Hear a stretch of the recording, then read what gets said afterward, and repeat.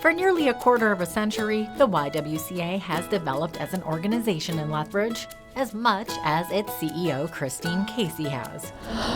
It's 24 and a half years that I've been with the YWCA, and then it was actually the last 11 years that I was CEO, so it's a long time. There's been lots of highlights, and I have nothing but thanks for the movement, for what they've allowed me to do, because really when I started here I had a 2-year diploma. I'm leaving with a master's. Over the years, Cassie has been instrumental in the many programs the Y offers the community.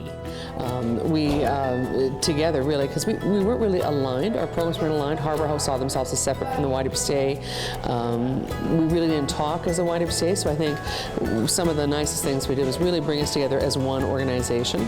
The starting of our girls programming was a real hoot, because we started that on, I think, $1,500, and it was on a whim. A mom had come to us from the community saying, I need a place that's safe for my daughter to go. She doesn't have friends, and how can you help us with that? So we decided to start what we called Girls Club, which later got changed to Girls Space, and we found the research to really back up having safe spaces for girls to convene in, and it got a national award, and it became a national program. So that was a huge feather for Lethbridge to have in their cap. And then we started the Party and Girl Conference. Talking about last year was there was a focus on cyber violence and things like this, and last year we had I think it was about 200 people in the room captive for a day to do this. So it's just vibrant to come to, and it looks good. And again, won a national award, and it went national as well. So I think when it comes to the girls programming, that's something that I'm proudest of having taken part in, as well as things around domestic and sexual violence. And now the woman who's championed so many of these programs is bidding farewell to the YWCA.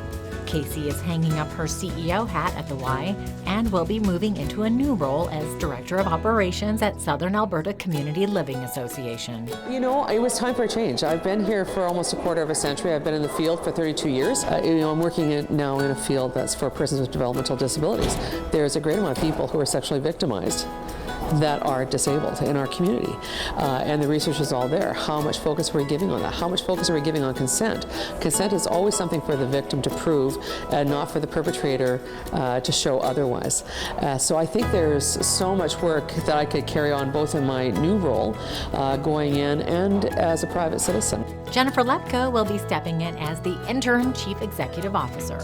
Look at some of the issues. Certainly, as Jennifer establishes herself as the new CEO, and as they find their place, and with my absence, that needs to happen. I hope to come back as a volunteer. I don't think there's any stopping the YWCA. They've got a long ways to go, and change is good. For Go on Shaw TV, I'm Jeanette Roche.